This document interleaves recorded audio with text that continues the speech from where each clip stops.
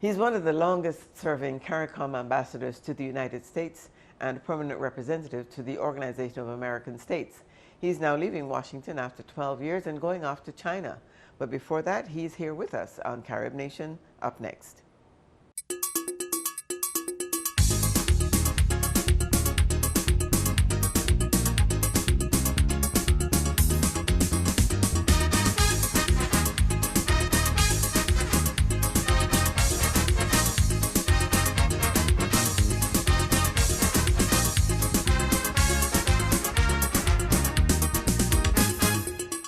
Hello, welcome to Carib Nation. I'm Doris Dean. My guest today is His Excellency Bayney Karran, who is the Ambassador of Guyana to the United States and permanent representative to the Organization of American States. He's one of the longest-serving CARICOM ambassadors, serving Guyana for over 12 years. And he's now going off on a new venture to represent Guyana in Beijing, China. Ambassador Karran, thank you so much for joining us for this, my last interview with you in Washington, D.C. And you're going off to an exciting assignment, I would think, in China. But before we get to talking about China, I'd like to talk a little bit about your time over the last 12 years. You came to Washington representing Guyana at a time when Guyana was suffering from racial divide, bitterness among people, and you came to Washington not knowing what to expect, or did you know what to expect? Well, Doris, thank you for having me on the program. First of all, it's a real pleasure to be here, always a pleasure to sit with you. When I came to Washington, Guyana was in a particular economic situation at that time. Lots of people don't remember. We were actually a highly indebted poor country, and one of the biggest items on our national agenda, certainly from the economic perspective, was the idea of debt relief, because we had a debt of more than $2 billion for a country of 800,000 people. And at the time, there were negotiations taking place with the multilateral financial institutions that have headquarters here in Washington. And so at the time, my involvement here had to do with some input into that process. So that was the focus mostly. It was a very important part of it. The government at the time also wanted me to work with the diaspora, the Guyanese diaspora, and of course we are accredited. Most of the Caribbean ambassadors here in Washington are also accredited to the Organization of American States. So it was a multifaceted portfolio. Eventually, of course, Guyana was able to obtain the debt relief along with the other highly indebted poor countries in this part of the world. And you know, we moved from a situation where we were paying 94 cents on the dollar to service our debt to paying about 6 cents on the dollar to service our external debt, which is something that has been played a large part in Guyana's economic fortunes, you know, over the last 10 years or so. Recovery, yeah. Yes, absolutely. We have about quadrupled our GDP in that time. So that was a very important factor in my work here in Washington over that period of time. The other thing I believe is the consolidation of democracy, because as you know, Guyana turned a corner in 1992. But like all democracies, when they just start out, they suffer from a lot of structural weaknesses, and it's a question of building up your institutions, fortifying your institutionality, and also working with the agencies and the stakeholders in the country. And that's not always an easy process. We were able, with each succeeding election in Guyana, I believe, to fortify the democratic process. And very recently, this year, we were able, for the first time in about 20 years, to have local government elections, which of course is a very, very critical step in strengthening democracy at the grassroots level. So that was something that was quite satisfactory, and that was quite, encouraging, quite important in terms of democracy. The OAS, of course, played a very active role in strengthening Guyana's democracy, because their elections observation missions and the stamp of approval that those observation missions give to the outcome of the process has time after time in our elections been critical. Better and better. Yes, been critical to getting the results accepted by the players in Guyana. And also the OAS is able to point to weaknesses of how things can be improved next time around in terms of your electoral procedures. So each time you were able to build on that and improve. Exactly, yes. In the elections in 2000, I believe in 2006 elections, there was actually electoral disturbances in the country. By the next time around, we had turned the corner. And then in elections in 2015, although the results took a very long time to be announced, and there was a great deal of tension, I believe that every international observer commended the Guyanese people for their patience and maturity in the circumstances. So definitely we've grown. You've seen the growth. We have strengthened democracy. There's no doubt about that.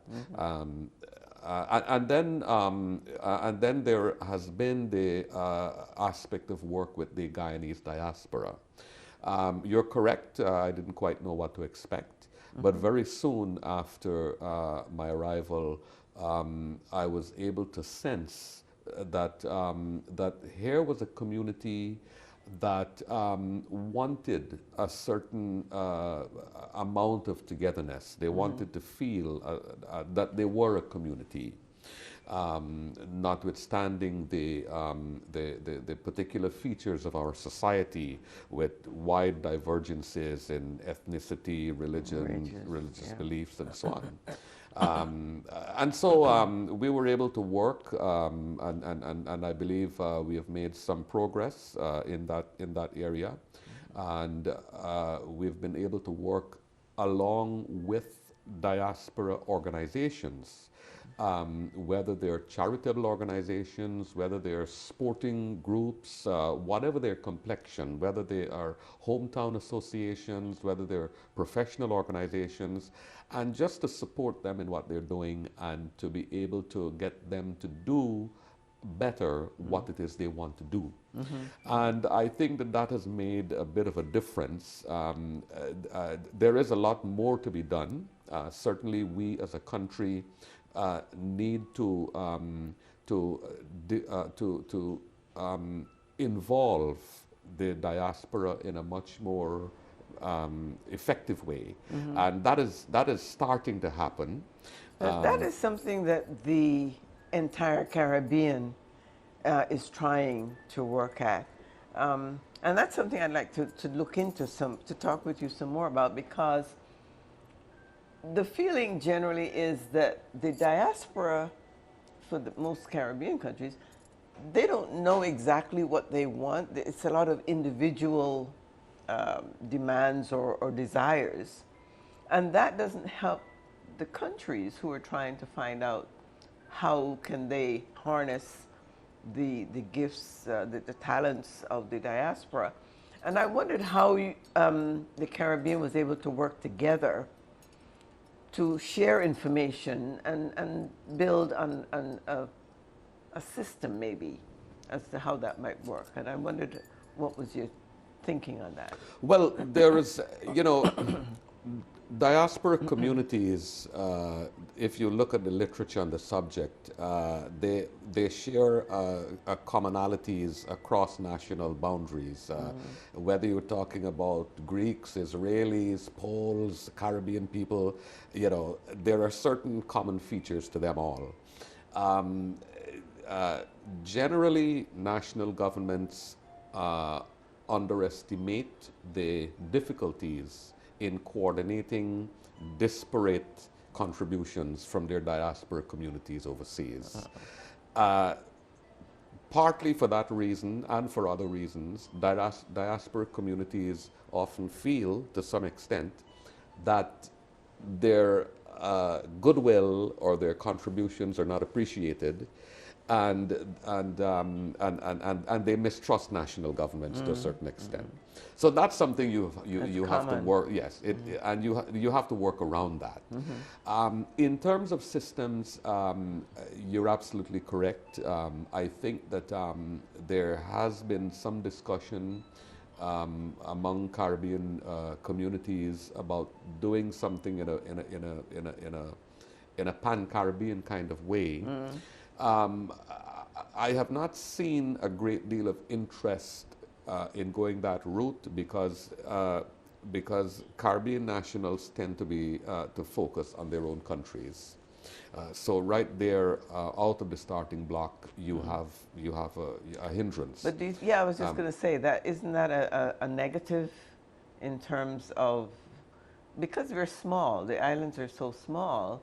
And I think that could be a problem in terms of their success of getting the best they can from the nationals. Because when you look at it, not every need of a particular country can be satisfied by a national of that country. And very often you have somebody from Guyana who might find a job in St. Vincent. Yes, you're correct. I think that there are synergies that can be applied so that the larger Caribbean pool, diaspora pool, can be put to great effect in terms of specific needs in different territories. Whether we are there yet, I believe that's a work in progress. It's going to take some effort. Many Caribbean nationals who would like to give back, people tend to focus on the more immediate, their school, their village, and they're more responsive to that kind of request or to make that kind of input. But in terms of systems, I think that different countries are at different places along the curve in terms of what we have been doing and what we've been trying to do. Certainly Jamaica, I believe, is the country that is furthest ahead in terms of having a system in place, and that's something that that can be looked at. We have begun to take a fresh look with the new government in place since a year ago. That is showing a very intensive interest, I should say, in this particular area, in involving the diaspora. Prior to that, we had looked at a number of models around the world, and we had felt that the Jamaican model was one that was quite suitable, that can be applied with the relative changes that need to be made to Guyana. Yes. The community in Washington appreciated your, I suppose, humility is probably the right word, in coming to work with them, from the point of view that they felt comfortable in spite of their weaknesses and differences, etc. What would you say was your philosophy or your mantra as you sought to represent the diaspora, the Guyanese in this area? I wanted to bring the community together, and I was able to work with the different sectors or sections of the community in their different areas of interest. But at the end of the day, it was a question of wanting to ensure that Guyanese culture was propagated and preserved and kept alive among the Guyanese community. Mm-hmm. So that was one thing that was done, working with the artists and cultural practitioners in the area, and even from outside of the area, and building activities around those kinds of events. Mm-hmm. Then, secondly, it was, as I said earlier, assisting Guyanese organizations in doing what it is they wanted to do. If you wanted to, assist Guyana in a certain way by sending books or sending medicines or whatever, well, the embassy would not only try to assist, but try to network with others. Yeah. Yes, facilitate a network. Mm-hmm. And I think that those two things went a long way in terms of building the kind of community relations that eventually developed. You had to work with Guyanese around the country. And I'm interested in what you found in terms of, because there are pockets of Guyanese in various areas whose interests are quite different. And I'm interested in how you, what you found and how you were able to manipulate that, so to speak, to harness what you wanted to do in terms of keeping the culture and at the same time helping them to expose the culture to the host country. Well, it was a question of, I would say, support from the embassy. But most Caribbean embassies, as you know, are quite under-resourced. There's not a lot that we can give in terms of material support. Right. But there is not a lot that needed to be done in order to achieve what you have described. It is a question of showing up. It is a question of encouragement. It is a question of asking others to support others. Just being there as a that's quite a big part of it. And there are differences in the various communities. The nature of the Guyanese community, let us say in Queens, New York, or Brooklyn, New York, is not quite the same as in Florida or in Atlanta, or in San Francisco for that matter. So, but as you get to move among the communities, you see not only those differences, but there are basic similarities. Everybody wants to remain connected to Guyana. They want to see Guyana do well. They want to know how they can help Guyana. And they also want to be able to feel that they have a community in the location where they live in the United States. For the benefit of those who don't know a lot about Guyana, Guyana is a fairly large landmass with not a large population. And we've heard over time about the brain drain. And when you talk about working with the diaspora, one of the concerns that I think many people have is how can we harness all of this skill that we have outside? What would you say is the position that Guyana has reached in terms of getting to that point where they can call on certain people with skills and find them in certain ways? Because I know, again, that requires a system of some sort.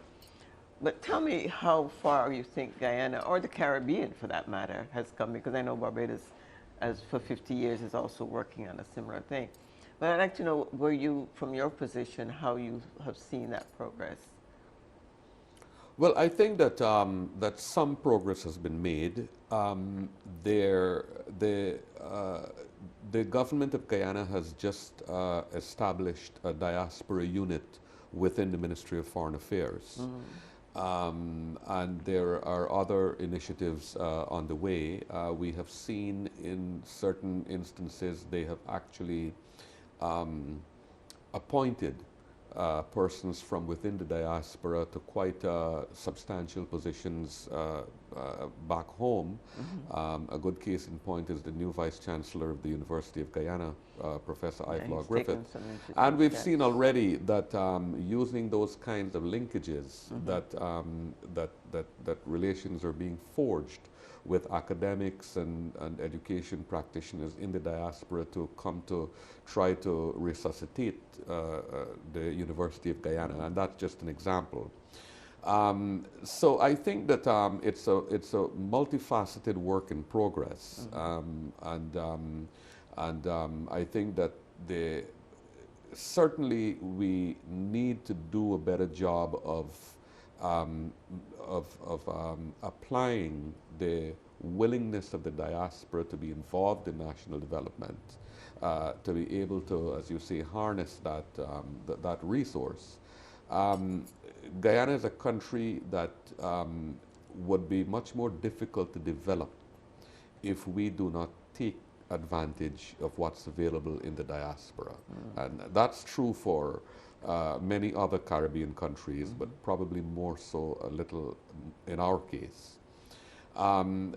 I would say that we are making an effort, but I would say at the same time that that persons in the diaspora who are willing to help and who are waiting for the government to tap them or tap into what they have available can probably do a better job of working around that, because governments are busy running the country in the domestic front.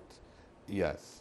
And you know, governments run countries according to systems. The national budget is planned, and you have your internal work program. And the diaspora is not factored into the structure of economic planning and administrative planning. So it is something that is added on when the availability becomes known.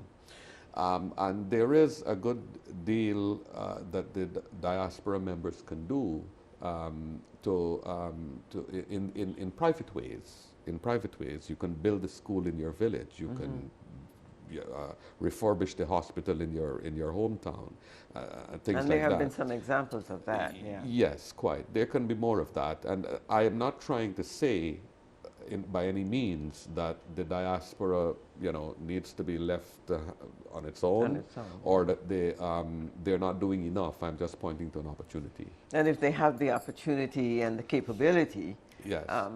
Rather than waiting on the government and depending on the government wholly, start the process. Yes. And the government will probably be able to step in at some point and very much so. Yeah. Very much so, because there are opportunities going a-begging by persons or organizations sitting back and saying, well, I'm going to wait on the government, or the government is not interested in me, or having that kind of approach. That assumption. Yes. Yeah, but be proactive, more proactive. I think so, yes.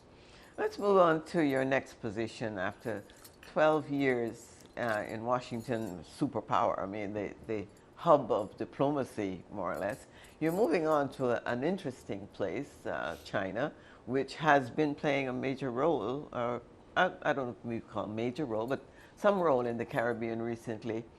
What are you expecting as you go there? What is your mission going there? Well, as you know, China is a country that has been gaining importance globally and also in the Caribbean. And nowadays, China is a very important factor in business, in trade, in investment and development for the countries of the Caribbean.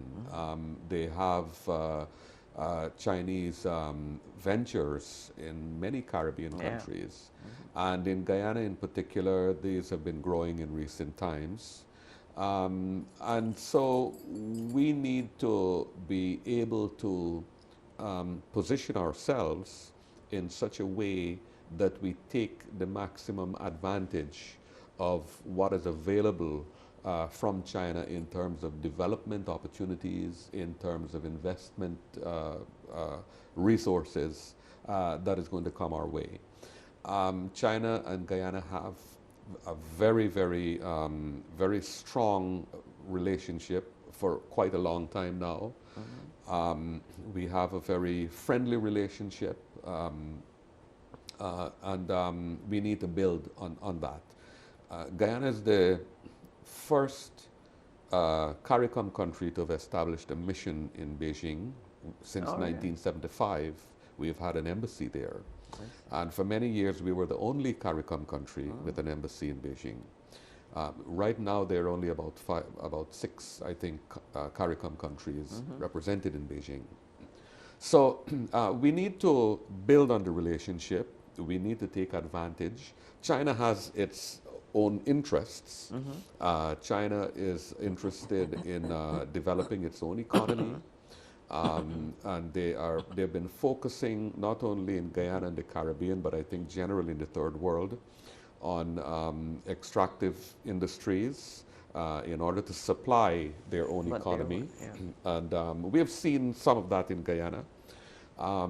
We have had some bits of controversy in the press with certain... Well, I was just going to go into that because across the Caribbean, we have heard Chinese are taking over the Caribbean. Why they're selling out to the Chinese, and the Chinese are doing this and Chinese are doing that, and what are we getting in return for that?